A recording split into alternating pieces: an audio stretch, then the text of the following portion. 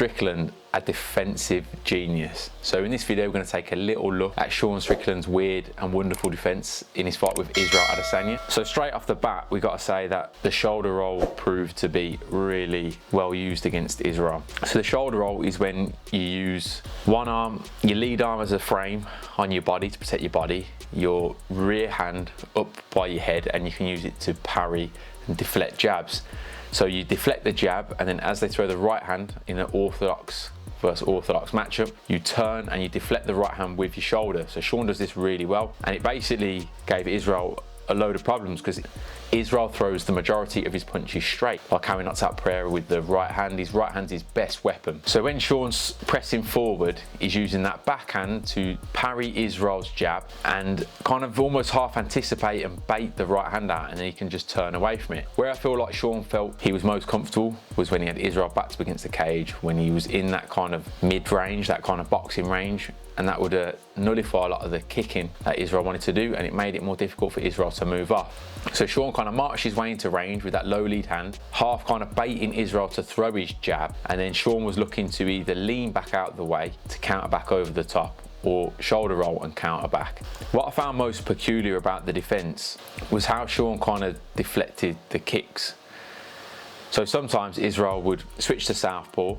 He would look to set up a left straight or a left high kick, and Sean Strickland's coach Eric Nixit picked up on this and told Sean to stop parrying the jab anytime Israel went to southpaw. He said you need to go two hands on one because he's trying to set up a high kick. If he throws that left straight and you parry it with your backhand, he's going to whip that head kick up around the side. Think of Leon Edwards versus Kamaru Usman. That's probably the most classic head kick knockout coming off that same setup.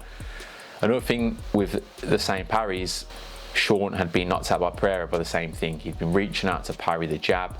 Pereira used a slight shoulder pump to fake the jab, and then he came around the side with the left hook. So Sean did make a few adjustments there. He tightened it up.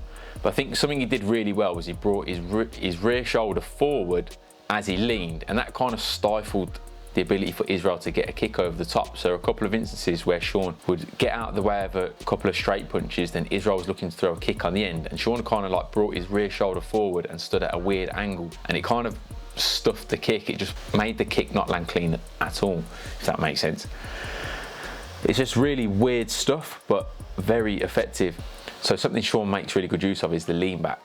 So as he got more and more comfortable in the fight, he was trying to use that lean back to make Izzy fall short on his first two punches, and then Sean wanted to come back and swing. By Sean just waltzing himself into range by marching forward straight into the pocket, especially with the low lead hands, he's enticing Izzy to throw first. He wants Izzy to throw, so then he can lean back and counter him straight back over the top. So it's like a pressure counter fighting style, as Sean kind of prodded with the jab and prodded with the front kicks. Something Sean does that's really weird that also helps him deal with kicks is he leans back and he extends both arms out forward, and it kind of tucks his chin behind his shoulders, so it makes it really difficult to set up a high kick. I don't know if anyone here is training, but if you train and sparred with a beginner and they do weird things with their arms, they kind of throw their arms into the kicks, it can be really annoying because you can't land a kick clean, and it also hurts if you kind of catch an elbow, catch a forearm sometimes with your foot, or catch your toes weird. It can put you off kicking altogether. Sean also uses a double forearm block to stop the high kicks, and as he does that, he comes across with the far side hand to attempt to parry the kick. He did this to Izzy quite a few times. Sometimes he'd parry it quite successfully, other times he just kind of taking the kick on the forearm and the elbow. But again, if Izzy misplaces that kick and he hits an elbow, he's going to hurt his foot, he's going to hurt his shin. So it's almost a deterrent as well, the way Sean positions his arms. I think the hand fighting played dividends. Sean being able to grab two hands on one, and then using that to also kind of bring his shoulders up in front of his chin, makes it really difficult for Izzy to swing over the top and catch him clean. Sean's kind of defensive style is all about not allowing someone to land a clean shot. You might get hit a little bit, you might get hit with some glancing blows, you might get caught with some kicks across the arms, maybe even across the body, but nothing seems to land very clean on his head. He's an awkward target. There were a couple of times where Sean stood really tall, flapping his hands around, presenting like, again, a weird target. Izzy would try and throw up a high kick and Sean would just sling his forearms into the way of it. And I can only imagine how frustrating it would feel for Izzy. Like, it's very unsatisfying to kick that type of I guess you call it like a structure.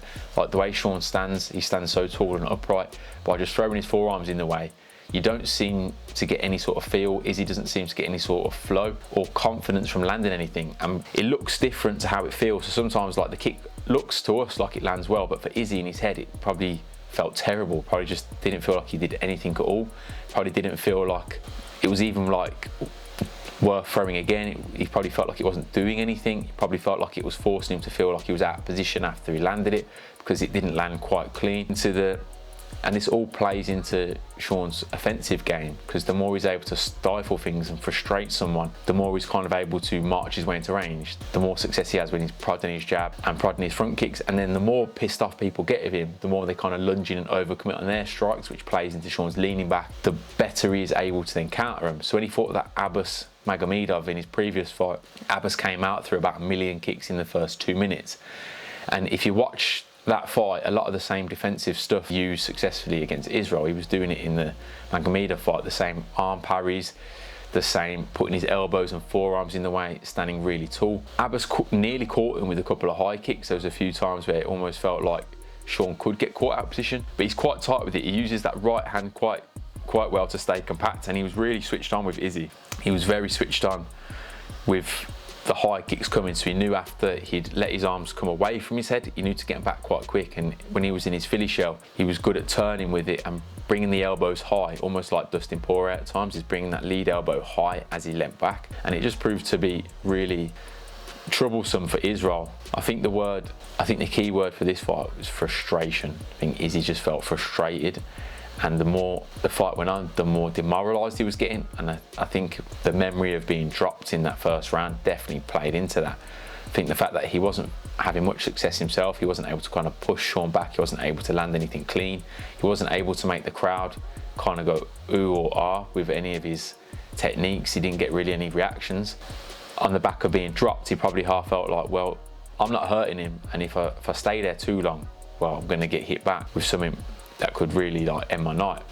And I think this couldn't happen if it wasn't for Sean's weird and wacky defense, that I think people are going to start looking at a bit closely. That's what this video is, a little closer examination on why it was effective and kind of how it worked. This is a lot of technique that you wouldn't teach a beginner. It's not classic stuff, like the classic kind of high forearms double guard that you'd see in boxing or K1, the slick head movement from Canelo. Sean's kind of like breaking the rules, but then I think the way he uses his shoulders, the way he kind of turns his torso, even if it's at a slight angle, can make it really difficult for an opponent to land clean on him.